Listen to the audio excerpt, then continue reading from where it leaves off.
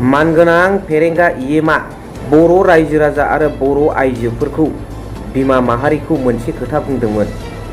जेब्लासिम गाव इएम हिसाबै थाबाय थागोन अब्लासिम बर' आइजोफोरनि सायाव, बर' बिमाफोरनि सायाव, बर' रायजो राजाफोरनि सायाव एभेक्सनखौ कन्टिनिउवासलि खालामबाय थागोन। बे खोथाखौ बिथाङा बुंदोंमोन। लोगोसे बिथाङा बुंबावदोंमोन भगबाना पृथिबियाव फैयोब्लाबो बे एभेक्सनखौ होबथानो हानाय नङा होननानै।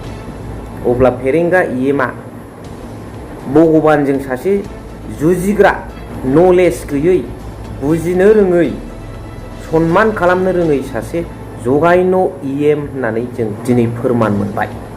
आरो बेबादि बर' रायजो राजाफोरखौ, बर' बिमा माहारिफोरखौ एभेक्सन खालामनो नागिरग्रा बा एभेक्सन खालामग्रा सासे दैदेनगिरिखौ मा रायजो राजाफ्रा सानफ्रामबो मदद होबाय थानोसै नामा? बे जाबाय थानाय मानि, बे इएमआव गाखोबाय थानाय मानि बर' रायजो राजाफ्रा असान्थि जानाय, बर' बिमाफ्रा एभेक्सन खालामजानाय, बर' बिमाफोरनि बिखुङाव लावथि दैखोनाय। स' दिनैनि भिडिअ'आव बिनि सोमोन्दै नोंथांमोनजों मोजाङै सावरायगोन। खुलुमबाय, hello' everyone, once again welcome back to the channel. दिनैनि गोदान भिडिअ' नोंथांमोन बयखौबो गोसो गोथारै बरायदों। लोगोसे आसा खालामो इसोरनि अननायाव नोंथां बयबो मोजां दं।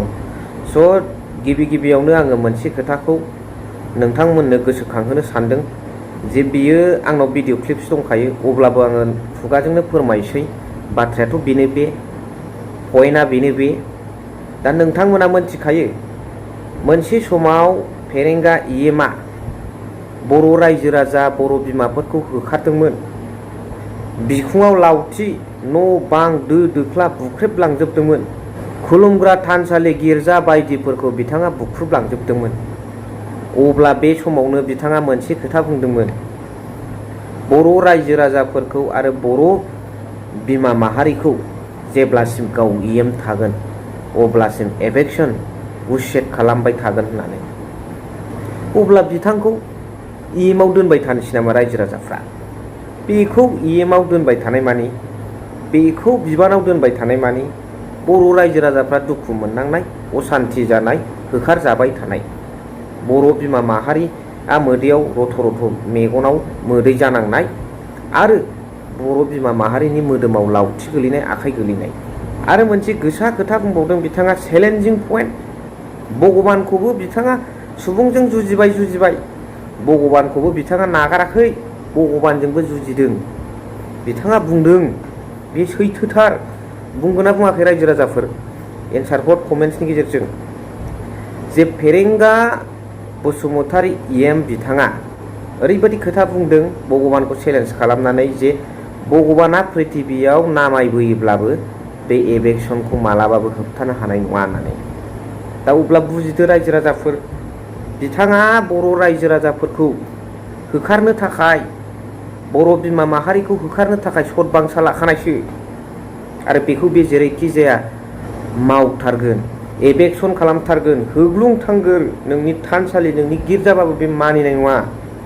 इसोरजोंनो बिथाङा चेलेन्ज खालामबाय। ओरैबायदि नलेज गैयै जगायन' इएम होनोब्ला बेबो सासे थिफुदला इएम होनो बेबादिखौ। दा बिथाङा आसाम सरकारजों थिनहर जानानै, सतबांसा लाहोनानै खामानि मावग्रा, बर' रायजो राजाफोरखौ होखारग्रा, बर' बिमाफोरनि बिखुङाव लावथि खोख्लैग्रा, आखाइ खोख्लैग्रा, दो दोख्ला जोख्रेबग्रा सासे इएम। अब्ला दिनै बिथाङा इएमआव थाबाय थायोब्लानो बेबादि जायोब्ला बेखौ मानो नांगौ? बे फेरेंगा इएमखौ मानो नांगौ? बेखायनो रायजो राजा नोंथांमोना डिसाइड खालामदो, थिरांथा लादो। फैगौ समावहाय नोंथांमोना नायनानै सोरबादि पार्टिनि दैदेनगिरिनि समावहाय बा सोरबादि पार्टिया नोंथांमोन रायजो राजाफोरनि उन्नति खालामनो हादों, नोंथांमोनखौ होखारहोआजासे गावबागाव ओनसोलाव ज'यै थांनानै थानो सुबिदा होलायदों, बे दैदेनगिरिखौ सायख'नानै नोंथांमोना रायजोनि ओनसोलनि मावनो थाखाय प्रतिनिधि सायख'हरदो। बेखौ दिनैनि भिडिअ'नि गेजेरजों आं स्पेसियेल रिकुवेस्ट खालामबाय रायजो राजाफोरनिसिम। जि दले तथा जि नेताए राय सकলৰ उन्नयन आरो उज्जवल भविष्यতৰ কাৰণে কাম কৰিছে, সেই নেতাক চুজ কৰি পেলাই সমৰ্থন কৰাটো আপোনালোকৰ সকলো ব্যক্তিৰ দায়িত্ব আৰু সমানভাৱে ৰাইজৰ উন্নতি বিচৰা নেতাক ৰাইজৰ প্ৰতিনিধি কৰিবৰ কাৰণে আজিৰ ভিডিঅ'ৰ দ্বাৰা মই স্পেচিয়েলি ৰাইজসকলক ৰিকুৱেষ্ট কৰিছোঁ। बेयावनो फोजोबबाय मा सानदों नोंथांमोना कमेन्ट्सनि गेजेरजों फोरमायहरबानो जाबाय। Thank you.